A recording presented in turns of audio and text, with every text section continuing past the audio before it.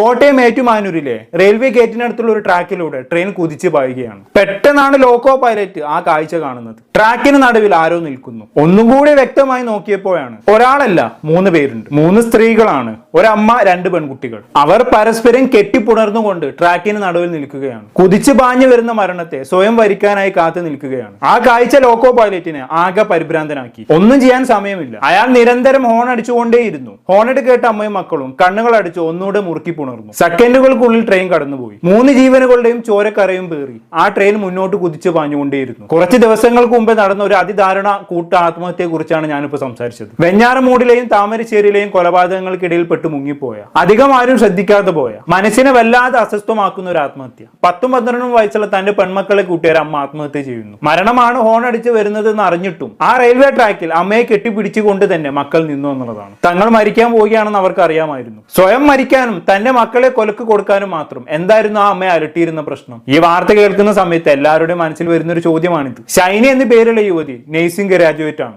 എന്നാൽ കല്യാണത്തിന് ശേഷം ഷൈനി ജോലിക്ക് പോയിരുന്നില്ല. 13 വർഷത്തോളമായി നഴ്സിംഗ് ഫീൽഡുമായി ഇവർക്ക് യാതൊരു ബന്ധവുമില്ല. ഇത് ഞാൻ പ്രത്യേകം എടുത്തു പറയാൻ ഒരു കാരണവുമുണ്ട്. അത് നിങ്ങൾക്ക് വഴിയെ മനസ്സിലാകും. ഷൈനിയും ഭർത്താവ് നോബിയും തമ്മിൽ കുറച്ചു കാലമായി പിരിഞ്ഞു താമസിക്കുകയായിരുന്നു. അതിന്റെ കാരണമൊന്നും നമുക്കറിയില്ല. ഭാര്യയും ഭർത്താവുമല്ലേ, സ്വാഭാവികമായിട്ടും പല പ്രശ്നങ്ങളും ഉണ്ടാവും. പ്രശ്നം രൂക്ഷമായപ്പോഴായിരിക്കും അവർ പിരിഞ്ഞു താമസിക്കാൻ തീരുമാനിച്ചത്. ഷൈനിക്കും നോബിക്കും 3 മക്കളുണ്ട്. മരിച്ചു 3 പെൺമക്കളെയും കൂടാതെ 10ാം ക്ലാസ്സിൽ പഠിക്കുന്ന ഒരു ആൺകുട്ടിയും കൂടിയാണുള്ളത്. ഈ 10ാം ക്ലാസ്സിൽ പഠിക്കുന്ന ആൺകുട്ടി അച്ഛനായ നോബിയുടെ വീട്ടുകാരുടെയും കൂടെയാണ് താമസിക്കുന്നത് എന്നാണ് അറിയാൻ കഴിഞ്ഞത്. പെൺമക്കളാണെങ്കിൽ അമ്മയായിട്ടുള്ള ഷൈനിയുടെ വീട്ടുകാരുടെയും കൂടെയുമാണ് താമസം. എന്തായാലും അങ്ങനെ പിരിഞ്ഞ് താമസിക്കാൻ തുടങ്ങിയതോടെ നോബി ഷൈനിക്കും ഷൈനിയുടെ മക്കൾക്കും ചെലവിന് കൊടുക്കാതെയായി. ഷൈനിക്കാണെങ്കിൽ വരുമാനമൊന്നുമില്ല, സഹായിക്കാനും ആരും ഉണ്ടായില്ല. പക്ഷെ അവളൊരു BSc നഴ്സിംഗ് കഴിഞ്ഞ ഒരാളാണല്ലോ. ഷൈനി വെറുതെ ഇരുന്നില്ല. കോട്ടയത്തെ പല ഹോസ്പിറ്റലുകളിലും ജോലിക്കായി അപ്ലൈ ചെയ്തു. പക്ഷെ 13 വർഷമായി നഴ്സിംഗ് ഫീൽഡുമായി യാതൊരു ബന്ധവും ഇല്ലാത്തത് ഷൈനിക്ക് ഒരു തിരിച്ചടിയായി മാറി. വലിയൊരു ഗ്യാപ്പ് വന്നല്ലോ. അതുകൊണ്ട് തന്നെ പല ഹോസ്പിറ്റലുകളും ഷൈനിയെ ജോലിക്കെടുക്കാൻ തയ്യാറായില്ല. ഈ മെഡിക്കൽ ഫീൽഡിലെ ജോലികൾക്ക് അങ്ങനെ ഒരു പ്രശ്നമുണ്ട്. വലിയൊരു കരിയർ ബ്രേക്ക് സംഭവിച്ചു കഴിഞ്ഞാണെങ്കിൽ പിന്നെ ജോലി കിട്ടാൻ ഭയങ്കര പാടാണ്. പിന്നെ നേരിട്ട് ജോലിക്ക് കയറാനും കഴിയില്ല. ട്രെയിനിങ് എന്ന പേരിൽ കുറച്ചു കാലം ഫ്രീ ആയി ജോലി ചെയ്തതിന് ശേഷം മാത്രമേ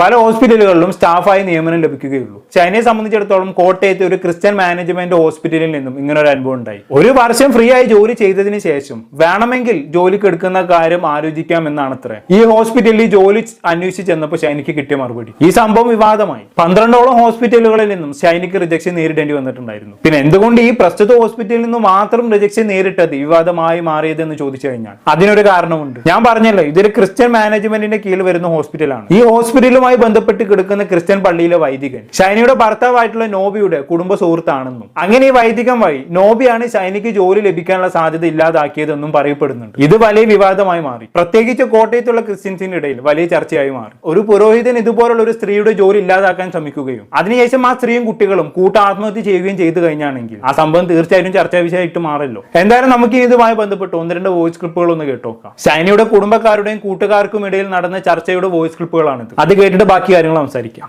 ചേച്ചി, അവള് കാറ്റാസിലും ഉള്ള സ്ഥലത്ത് മുട്ടാത്ത വാതിലുകളില്ല. അവിടെ എല്ലാം ജോലിക്ക് അപേക്ഷ കൊടുത്തതാണ്. പക്ഷേ ഈ 10-12 വർഷത്തെ ക്യാപ്പ് വന്ന കാരണം എല്ലാവരും കൈയൊഴിയുക ചെയ്തേ. അവള് ഒരിടത്തൊന്നും കിട്ടിയില്ല. കാറ്റാസുകാരൊക്കെ പറഞ്ഞ 1 വർഷം അവരെ ഫ്രീ ആയിട്ട് ചെയ്തു കൊടുക്കണം.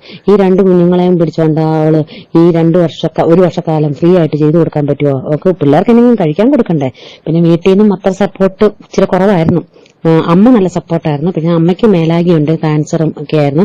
അപ്പൊ അമ്മയുടെ ട്രീറ്റ്മെന്റും കാര്യങ്ങളൊക്കെ പോകണ്ട. അപ്പൊ അമ്മയ്ക്കും പറയുന്നതിന് ഒരു ഇച്ചിരി ഇതല്ലേ, എല്ലാത്തിനും ഒരു ലിമിറ്റ് ഇല്ലേ. അപ്പൊ അങ്ങനെയായിരുന്നു. കാരിത്താസുകാർ ഒരു ഹെൽപ്പ് ഒരു 3 മാസമെങ്കിലും ജോലി ഫ്രീ ആയി ചെയ്ത് കൊടുത്തു കഴിഞ്ഞിട്ട് പിന്നെ ഒരു പകുതി പൈസ ആണെങ്കിലും കൊടുത്തിരുന്നെങ്കിൽ കുഴപ്പമില്ലായിരുന്നു. പക്ഷെ ആ അച്ഛനും അതിനും കൊടുക്കാതിരിക്കാനുള്ള വേലയാകണ്ടൊക്കെ ചെയ്തെന്നൊക്കെയാണ് ഇപ്പം ആൾക്കാർ പറയുന്നത് കേട്ടോ. അത് എവിടെ ചെന്നാലും അവർക്ക് ജോലി കിട്ടുന്നില്ലായിരുന്നു. ഓക്കെ, ഒരുപാട് ഹോസ്പിറ്റലുകളിൽ ഷൈനിയെ കൈയൊഴിഞ്ഞിട്ടും ഒരു പ്രത്യേക ഹോസ്പിറ്റലിനെ മാത്രമാണ് ഇവർ കുറ്റപ്പെടുത്തുന്നത് അല്ലെ. അത് മറ്റൊന്നും കൊണ്ടല്ല, ഈ പറയുന്ന പള്ളിയിലച്ഛന്റെ ഇടപെടലുകൾ ഉണ്ടായി എന്നതുകൊണ്ട് മാത്രമാണ്. ഇനി ഈ പള്ളിയിലച്ഛൻ ഇൻവോൾവ്മെന്റിനെ കുറിച്ച് പറയുന്ന മറ്റൊരു വോയിസ് ക്ലിപ്പും കൂടി കേട്ടിട്ട് നമുക്ക് വിശദമായി ഇതിനെ കുറിച്ചൊന്ന് സംസാരിക്കാം.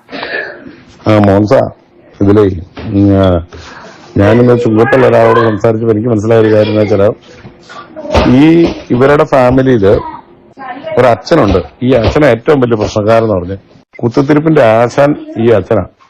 മുഴുവൻ പ്രശ്നങ്ങൾ ഉണ്ടാക്കി അവസാനം സ്വന്തം പെങ്ങൾ വരെ ഡൈവേഴ്സായി വീട്ടിൽ വന്നിരിക്കുക ഈ അച്ഛന്റെ. മറ്റാണ് ഈ അച്ഛന്റെ പേര്. ഇങ്ങനെയുള്ള ഈ അപരാധികളോടത്ത് എങ്ങനെ സ്വസ്ഥതയുണ്ടാകും? അത് ശരി. അപ്പൊ അങ്ങനെയൊക്കെയാണ് കാര്യങ്ങൾ. പള്ളിയിലച്ഛനാണ് അവിടെ എല്ലാവരും പ്രതിസ്ഥാനത്ത് നിർത്തുന്നത് അല്ലെ? പള്ളിക്കാർ ഇടപെട്ടത് കൊണ്ട് തന്നെയാണ് ഈ പ്രസ്തുത ഹോസ്പിറ്റലുകാർ ഷൈനിക്ക് ജോലി കൊടുക്കാത്തത് എന്ന് തന്നെയാണ് എല്ലാവരും ഉറച്ചു വിശ്വസിക്കുന്നത്. എന്നാൽ ഹോസ്പിറ്റൽ മാനേജ്മെന്റ് ഈ പ്രസ്തുത ആരോപണം തള്ളിക്കളഞ്ഞുകൊണ്ട് ഒരു കുറിപ്പൊക്കെ ഇറക്കിയിട്ടുണ്ട്. അത് ഞാൻ സൈഡിൽ കൊടുക്കാം, വേണ്ടവർക്ക് വായിച്ചു നോക്കാം. ഹോസ്പിറ്റലിൽ പറയുന്നത് എന്താണെന്ന് വെച്ചാൽ അവരുടേത് NABH അക്രഡിറ്റഡ് ആയിട്ടുള്ള ഒരു സ്ഥാപനമാണ്. NABH നിയമപ്രകാരം 9 വർഷത്തിലധികം കരിയർ ബ്രേക്ക് വന്ന ഒരാളെ ജോലിക്ക് എടുക്കാൻ പാടില്ല, പ്രത്യേകിച്ച് നഴ്സുമാര്. അതുകൊണ്ടാണ് ഇത്ര ഷൈനയെ ഒഴിവാക്കിയത്. പക്ഷെ ഇങ്ങനെയൊക്കെ നിയമം നോക്കുന്ന ഇവർ തന്നെ 1 വർഷം ഫ്രീ ആയിട്ട് ജോലി ചെയ്യാൻ തയ്യാറാവുകയാണെങ്കിൽ ഷൈനയെ ജോലിക്ക് എടുക്കാൻ തയ്യാറായിരുന്നു എന്നും കൂടി ഇതിന്റെ കൂട്ടത്തിൽ നമ്മൾ കൂട്ടി വായിക്കേണ്ടിയിരിക്കുന്നു. അപ്പോഴേ ഈ ഹോസ്പിറ്റലിന്റെ ഇരട്ടത്താപ്പ് നമുക്ക് മനസ്സിലാവുകയുള്ളൂ. അപ്പൊ അവർക്ക് നിയമം മാത്രമല്ല പ്രശ്നം. എന്തായാലും നമ്മൾ നേരത്തെ കേട്ട വോയിസിൽ പറഞ്ഞ പോലെ തന്നെ 1 വർഷം ഫ്രീ ആയിട്ട് ജോലി ചെയ്ത് കൊടുക്കുക എന്ന് പറഞ്ഞാൽ ഷൈനയെ സംബന്ധിച്ചിടത്തോളം അസാധ്യമായിട്ടുള്ള ഒരു കാര്യമായിരുന്നു. വേറെ വരുമാന മാർഗങ്ങളൊന്നും ഇല്ലല്ലോ. 2 മക്കളെ പഠിപ്പിക്കണം, വീട്ടിലെ മറ്റു ചെലവുകൾ നോക്കണം. അതുകൊണ്ട് തന്നെ പണം വലിയൊരു ഘടകമായി മാറി. പക്ഷെ ആരും ജോലി കൊടുക്കുന്നില്ല. ഫ്രീ ആയി ജോലി ചെയ്ത് പിന്നീട് സ്റ്റാഫായി കയറാനുള്ള സാഹചര്യവും സാവകാശവും ഷൈനിക്ക് ഉണ്ടായിരുന്നില്ല. കൂട്ടത്തിൽ ഭർത്താവിന്റെ വീട്ടുകാർക്ക് വേണ്ടി കുടുംബശ്രീയിൽ നിന്നെടുത്ത 3 ലക്ഷത്തിന്റെ ലോണും അതും വലിയൊരു പ്രശ്നമായിട്ട് മാറി. അതിനെക്കുറിച്ചുള്ള ഒരു വോയിസ് ക്ലിപ്പും കൂടി ഒന്ന് കേട്ടോക്കാം. ഈ പള്ളിയിൽ എല്ലാ ദിവസവും വന്നോണ്ടിരുന്ന ലിസി എല്ലാ വണ്ടി ഓടിക്കും വരുമ്പോ ഒക്കെ എന്ന് ഈ കരഞ്ഞ മുഖ പിള്ളേര് ഈ 2 പിള്ളേരില്ല, മൂത്തതൊരു ആങ്കൊച്ചുണ്ട്, അത് ഡോൺ ബോസ്കോയിലാണ്, 10ാം ക്ലാസ്സിലാണ് പഠിക്കണേ. ഇവര് ഈ വഴക്ക് കഴിഞ്ഞ പിന്നെ ആ കൊച്ചിനെ എങ്ങാണ്ട് സോപ്പിട്ട് കൊണ്ടുവന്ന് അതിനെ കണ്ട് ഇവൾക്കെതിരെ കേസ് കൊടുപ്പിച്ചാർന്നാ പറഞ്ഞ. അമ്മ തല്ലിയെന്നും പറഞ്ഞ, അമ്മ ഉപദ്രവിച്ചെന്നും പറഞ്ഞേ ഈ അച്ഛൻ കെട്ട അച്ഛൻ. പിന്നെ ഇവരിത് ഇപ്പൊ ഈ പെണ്ണ് കെട്ടിയവന്റെ അപ്പനെ ആ ബേബിച്ചേട്ടന് ക്യാൻസറാ. അപ്പം അങ്ങോട്ട് ഇതിനോട് അയൽക്കൂട്ടത്തിൽ നിന്ന് പൈസ എടുക്കാൻ പറഞ്ഞ് 3 ലക്ഷം രൂപ എങ്ങാണ്ട് അയൽക്കൂട്ടത്തിൽ നിന്ന് എടുത്തിട്ടുണ്ടായിരുന്നു പറഞ്ഞ. ആ പൈസയൊക്കെ ഈ വഴക്ക് കൂടി ഇപ്പൊ അടച്ചില്ലല്ലോ, വീട്ടുകാരത് കൊടുക്കുകയല്ലെന്ന്. ഈ അച്ഛൻ പോണേന്റെ ഒരു 2 ദിവസം മുമ്പ് അങ്ങാണ്ട് കരികുന്നം പോലീസ് സ്റ്റേഷനിൽ വിളിച്ചിട്ടുണ്ടായിരുന്നു.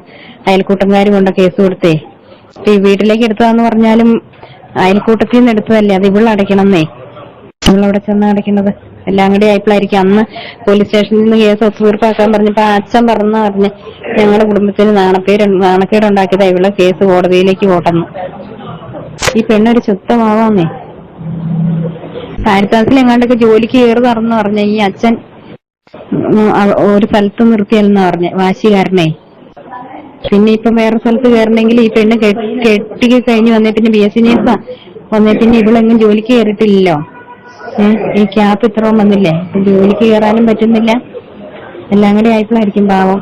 എന്തായാലും അവസ്ഥ. ഒരു പള്ളിയിൽ അച്ഛൻ ഈ പാവം പിടിച്ച സ്ത്രീയെ പിന്നാലെ നടന്ന് ഉപദ്രവിച്ചിരുന്നു എന്നുള്ളതാണ് ഈ വോയിസ് ക്ലിപ്പുകളെല്ലാം കേൾക്കുമ്പോൾ നമുക്ക് മനസ്സിലാക്കാൻ കഴിയുന്നത്. ഒരു മതപുരോഹിതം വന്ന് വട്ടു നിന്നതോടെ ഷൈൻ എല്ലാ സ്ഥലത്തും ഒറ്റപ്പെട്ടു പോയി. ഈ മതപുരോഹിതന്മാർക്ക് അതാത് സമുദായത്തിലെ ജനങ്ങൾക്കിടയിൽ വലിയ സ്വാധീനം ചെലുത്താൻ ശേഷിയുണ്ട്. മക്കളുടെ കൂടെ മനാലിയിൽ പോയ നബീസുമയെ കുറിച്ച് ഒരു മുസ്ലിം മതപുരോഹിതം പറഞ്ഞ ചില കാര്യങ്ങൾ ഈ അടുത്ത് വിവാദമായിട്ടുണ്ടായിരുന്നു. സോഷ്യൽ മീഡിയയിലൂടെ ഒരുപാട് പേർ അന്ന് നബീസുമയെ സപ്പോർട്ട് ചെയ്തിട്ടുണ്ടായിരുന്നു. പക്ഷെ ഒരു മതപണ്ഡിതൻ ഇങ്ങനെ പറഞ്ഞതുകൊണ്ട് തന്നെ അതുമൂലം ഒരുപാട് ബുദ്ധിമുട്ടുകൾ നബീസുമക്ക് അനുഭവിക്കേണ്ടി വന്നു. സോഷ്യൽ മീഡിയ പോലെ നാട്ടിൽ നബീസുമയുടെ പ്രായമുള്ള ആളുകളൊക്കെ അവരെ മറ്റൊരു കണ്ണിൽ കാണാൻ തുടങ്ങി. ഈ മതപുരോഹിതന്മാരുടെ വാക്കുകളെ എന്തോ വലിയ സംഭവമായി കാണുന്ന ആളുകളാണ് ഭൂരിഭാഗവും. ഇവിടെ ഷൈനയുടെ കേസിലും അങ്ങനെ തന്നെയാണ് സംഭവിച്ചതെന്ന് തോന്നുന്നു. ആരുമില്ലാതെ ബുദ്ധിമുട്ട് അനുഭവിക്കുന്നവർക്ക് താങ്ങും തണലായി നിൽക്കേണ്ടവർ തന്നെ അവരെ ഉപദ്രവിച്ചു കഴിഞ്ഞാൽ എങ്ങനെ ഇരിക്കും? എന്തായാലും ഒടുവിൽ ഷൈന ആത്മഹത്യ ചെയ്തു.